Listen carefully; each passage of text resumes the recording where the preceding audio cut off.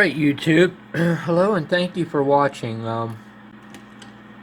Honestly, I started out very early this morning with this unit, and I've been on it for probably like 10 hours straight. And I had a whole bunch of video footage on this, covering some different problems with this trc-457. And things started taking a real bad turn in it, to the point in which things were just becoming unpredictable. And I started having so many problems that were so closely, or so many symptoms that were so closely related. I just got to the point at which I couldn't make sense of anything, to be really honest with you. So I had to kind of take some different routes with this unit. Now, when I had started out with this unit the other day and got the transmit going on it, the RF output seemed like it was low, and lower than it should be. But for some reason, and at some point along the time, or along the way, and I don't know if it was like this from the very get-go, and maybe I just never noticed it. But yesterday I started noticing, after about 5 or 10 seconds of transmitting on sideband, there was no audio envelope anymore. The audio envelope would just suck away to nothing, like there was a heating effect going on. And there was no obvious signs that anything was operating at currents that it wasn't supposed to be. It's just the envelope would start shrinking up, and then of course I'd unkey it because I didn't know where it was heading with that whole scenario. So anyway, long story short, this thing has played hide and seek with me here all day long. So I ended up pulling these finals out of here, and I ended up cleaning out the bias pots. The bias pot on here was actually pumping like, I don't know, like 150 milliamps on the final here. The driver, I don't know what it was, but long story short, there were some very ratty pots in here. And just one important note on this that I noticed from this is these pots aren't conventionally connected like you would think they would be to adjust the bias voltage. These are actually connected in shunt to ground, which in my opinion is an extremely poor way to design something, because if this pot fails, what's going to fail about it? Well, the carbon trail going around the outside, we know that would be extremely rare to fail unless there was breakage here at the connection crimps and stuff like that. But where does it fail? It fails where there's contact to the wiper. The wiper being up here on top where that little dot is there. So any open condition or any unstable condition where that resistance isn't being held down to what it should be will cause this to go more towards a open condition, if that makes any sense to you at all. And the problem with that is pots always fail open because of their design and the flaw of the wiper contact and oxidation on them. So when this pot acts up, what's going to happen? Your bias current is going to go through the roof. And I just can't make sense of why Realistic would have designed a shunting type pot across the thermistor diodes. But anyway, I just wanted to point that out because that's a major, in my opinion, design issue with this trc-457. So I'm not sure where I'm at here, but what happened is starting, I guess it was yesterday or whatever, I'm not sure if I even put this in the video, I said the RF output started declining. And then I'm going to skip about 12 hours here and tell you what the end result was, because that's the point of the video here. After a while, I noticed the RF output on AM was 2 watts. And I know for a fact yesterday, early yesterday, it was 3 1/4. And I had not done anything that would, in turn, take that AM carrier level down. There was no other adjustments made. And with all the screwy things I went through today with this, I knew something was heading for a downfall, but I just couldn't quite make sense of what it was or how many things it was that was just about ready to go bad. So it got to a point which I said, you know what, I've had enough of this crap. So I got here on the AM carrier control while it was at 2 watts RF output, and I cranked that thing up to 4 watts. And I said, well, I'm just going to see what happens here. So I left it keyed for a minute or so. And after a while, I don't even know if it was before I unkeyed. I think it was after, sometime after the fact. It got to the point in which there was no AM carrier coming out of it. And I thought, you've got to be kidding me. So I thought, well, the AM regulator failed. You know, maybe 2 watts stressed it out. That was my thinking. So I pulled this guy out, and of course he's good. So I put him back in, and same thing. But now it's doing something totally different. I flipped it to sideband, and this transmit relay is chattering like crazy. So I could tell that there was a low voltage condition going on somewhere in the radio. I flipped it back to AM, and I probed this AM regulator on the back side of the board, and as soon as I would key up, the voltage on the AM regulator would just drop down to like 2 volts. So I knew something was pulling current on this, and it was both on AM and both on sideband. And AM and sideband really only have one thing in common, and that's the output stages. So what they do is, for your AM transmit, they pull voltage off your AM regulator, and then when you flip your AM LSB switch up here to USB or LSB, it just simply switches off that regulator over here, and it switches 13.6 or 13.8 right down here onto the finals. And both were not working. So I knew there was a short on this line. So I made a statement in my last video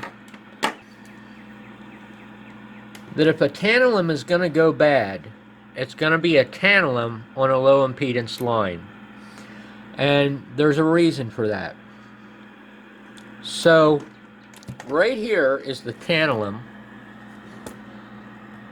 that was stuck up here. Looks to be C179, but I can't quite see down in the shadow there. So he's a 2.2, or used to be a 2.2.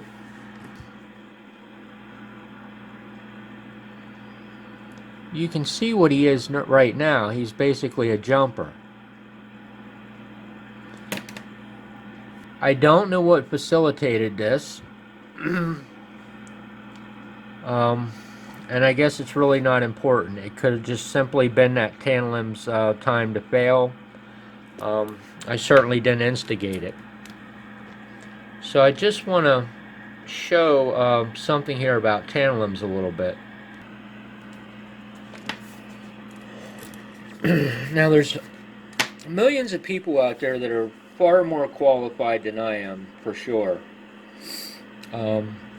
I don't know everything in the world. I truly wish I did. But what I do know, I got a pretty good understanding of, and I think that's what counts. So my statement was that tantalums, if they're going to fail, they're going to be on a low impedance line. Well, kind of, why do you say low impedance line? Well, because a tantalum, with its effective series resistance, can deliver a pretty good kick of energy out of it. And we'll just say, for example, a 10 mic tantalum cap, which 10 microfarad in the scope of capacitors isn't very much capacitance. But if you were to put 10 microfarads of tantalum up against 10 microfarads of a quote general purpose electrolytic, you would find out that that tantalum can literally blow that electrolytic away in terms of what kind of surge current can be drawn from it. And I don't know if anybody has ever seen this, and I'll just kind of touch on this a little bit. Let's just say we have a let's just say we have an adjustable voltage regulator here. We'll just say it's a good old-fashioned common LM317, and it really doesn't matter. We'll just say that there's a 7805 here as well, and do this around the camera. Don't know that that's going to work too well. That might be a little bit better. So typically on a 3-terminal adjustable regulator, you will see a capacitor here to ground. And that's put on there to improve the transient response of the voltage regulator. Now this is just a bypass capacitor here, but we'll just say that this guy is a tantalum too. And normally they use a tantalum here as well. But what you'll see them doing is they'll do this.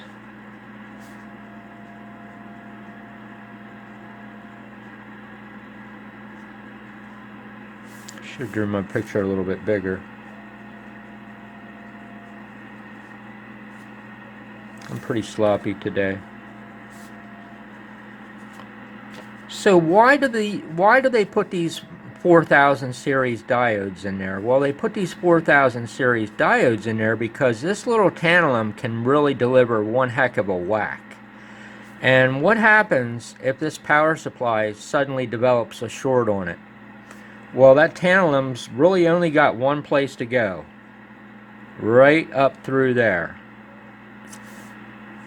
And on here, that tantalum's only got one place to go, right back through that big sloppy mess that I just drew on there. So what's going to happen is that big huge current spike, and like I said, a 10 mic tantalum can give you an 80 amp kick on surge, is instantly going to zap this voltage regulator. So that's why they put these diodes on there, so that tantalum has a place to go that can handle that type of surge current. Where the voltage regulator won't be able to, but a 4004 or 4007 diode or any of the other voltage diodes can take that kind of surge current for a very, very small instantaneous peak that it would likely be. So that's just something about tantalum capacitors, and that's kind of what sets them apart from general purpose electrolytics.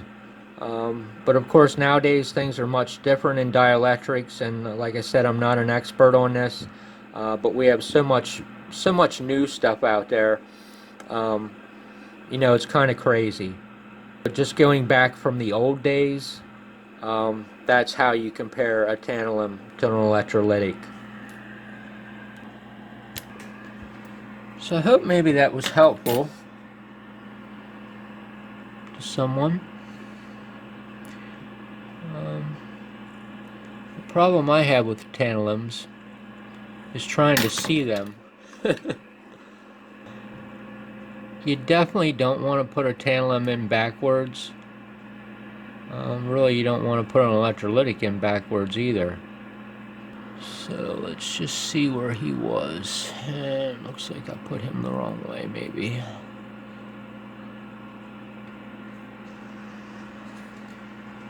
Oh my. Trying to see down into the shadows.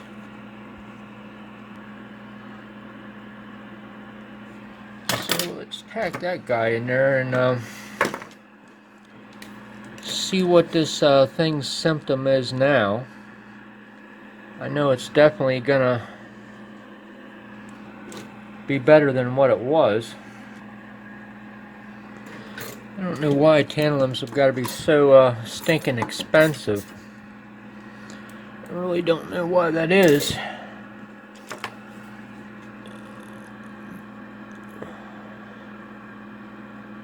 But they are.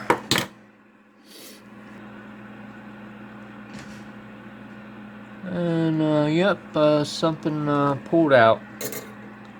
That's what I love about this. I really love working on these things.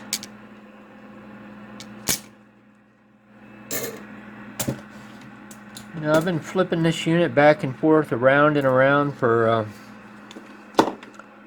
probably 11 hours now. And every time you get ready to solder something in, something pulls out of the board. That's why I always do this right before I solder something, just to make sure that the lead is actually still through the board. Because that's exactly what happens right there.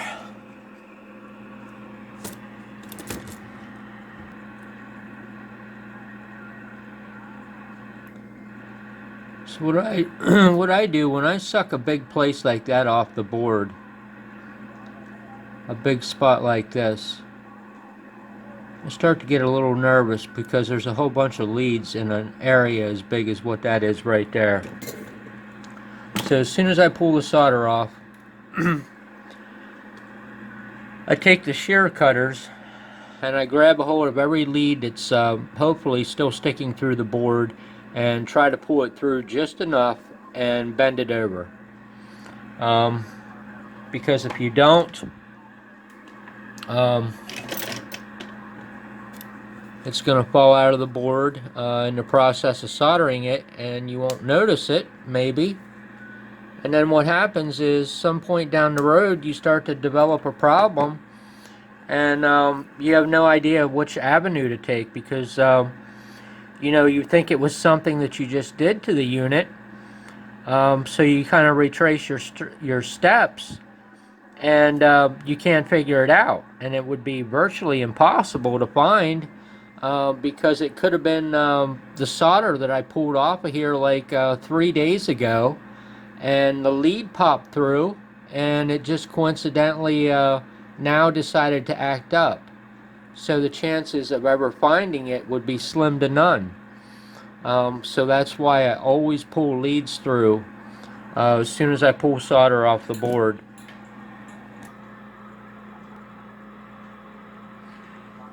So unfortunately, that fixed our AM carrier problem, but we have no modulation envelope whatsoever. And we don't have any sideband envelope whatsoever. And I just verified that we have the voltages going back to the finals. So this thing here is being a real can of worms, I'll tell you that much. But we'll keep going at it. So hey, appreciate you watching. Have yourself a wonderful day.